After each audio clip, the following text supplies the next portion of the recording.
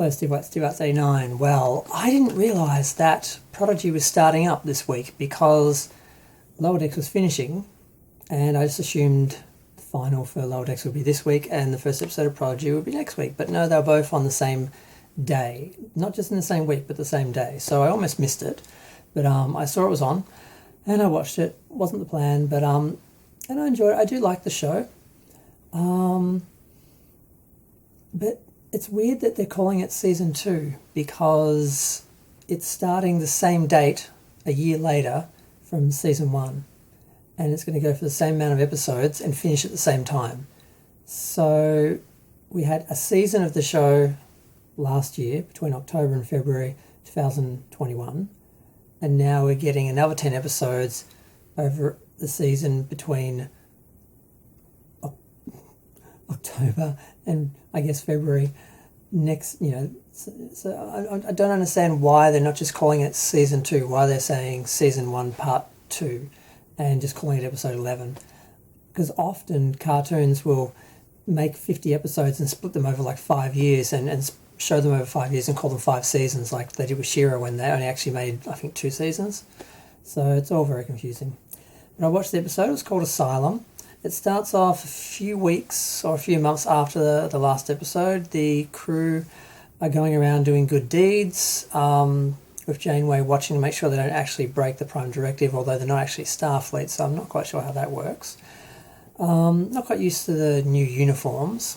The art's the same. The sets look like Starfleet. It looks like Star Trek. It feels like Star Wars, though. Kind of. I still feel like it's a Star Wars show. It's like a band of rebels in a little ship, which never seems to beam anywhere. They always seem to either use shuttles or jump right out of the cargo bay.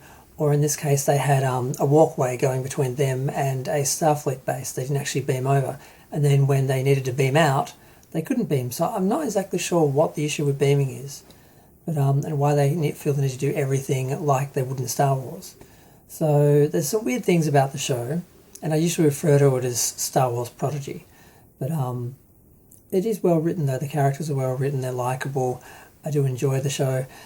And the other issue, of course, is it's got an ongoing story where they're basically just running from a villain, which is basically Darth Vader from Star Wars. So it's very Star Wars. I don't know how to compare it to the actual Star Wars series that are running. I never actually watched Rebels or anything, but I'm going to have to watch them one day. But basically they show up at a Starfleet relay station or something, Starbase, because they want to basically hand the ship back and basically ask for asylum and ask to join Starfleet. So they meet a Starfleet guy on the ship. He's on the station. He's just happy to meet actual people because he's been stuck out there forever. Apparently they just put one person on a station, which doesn't make a lot of sense. But we've seen that before in Star Trek, though. So, and then as soon as they're just doing stuff on the starbase. They're getting medical checks and stuff like that, getting scanned and everything. And then at one point, the officer scans the ship, and it contaminates, sends a virus or something into the starbase, and the starbase starts to basically cut itself up with its own phases and destroy itself. Now the Starfleet officer actually says he's going to help them to escape. He first accuses them of being part of it, but then he helps them escape.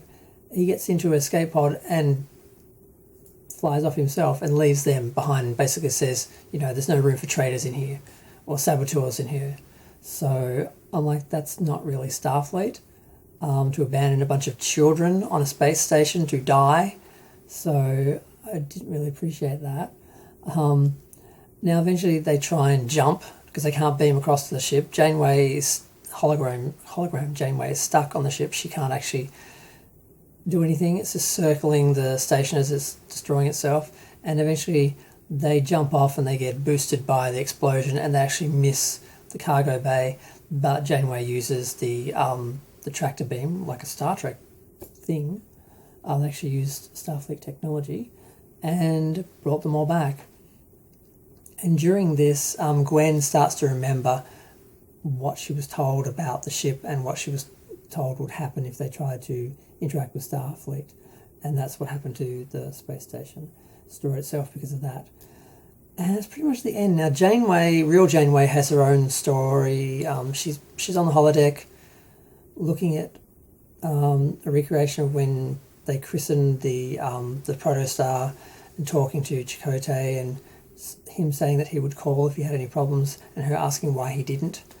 And then she ends up following the signal. They find the signal for the ship, and they end up back at the mining colony or whatever it was, the asteroid, and they find Gwen's father in stasis alive. So that's the end of the episode.